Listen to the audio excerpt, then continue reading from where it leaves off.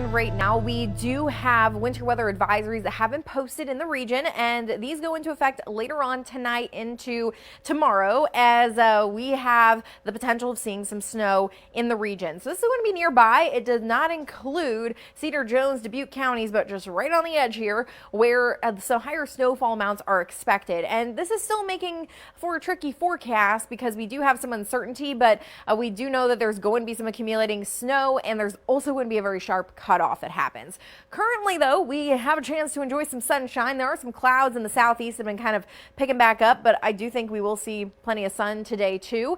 With clear skies for a lot of the night, we were able to see the northern lights, and we also have some frost that's formed as temperatures have dropped down to near and below the freezing mark, sitting right at 32 in Iowa City. Everyone else is below freezing, 26 Cedar Rapids, 25 Oelwein, 23 up in Decorah. And as we head into this afternoon, we'll have the sunshine, we'll have temperatures rising into the upper 40s to low 50s, and then clouds begin to move in this evening. We'll have the storm system approaching, and with temperatures still above the freezing mark, there will be rain initially. So that's something else that's tricky with this system, is that we are going to start off with rain and see that transition to some sloppy snow. And the question is, where exactly does that happen? And it all has to do with the track of this thing. So through the day today, we're nice and quiet. We are going to then have clouds building in and rain moving in after about 9-10 o'clock tonight. And this is mostly going to be confined to the south and east. You can in fact see some really high precipitation rates with this thing too, and that's likely what's going to help cool the atmosphere down and lead to this transition to snow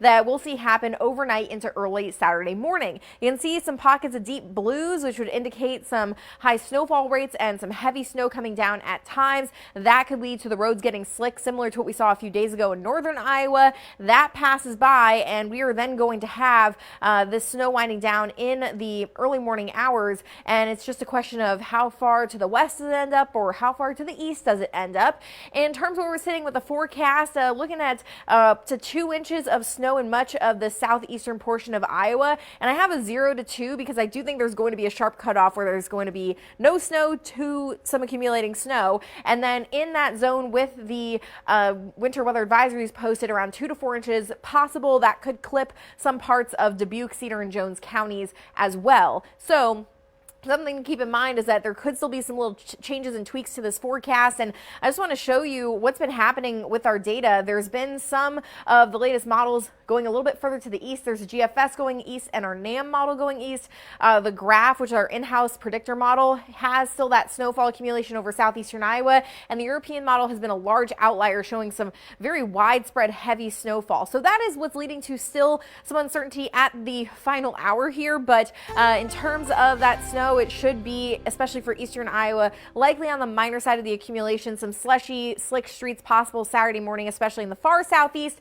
We'll then see that wind down. We'll have a cool weekend with clouds in overhead. We'll watch another chance for a wintry mix on Monday, and then additional chances for mostly rain between Wednesday and Thursday of next week.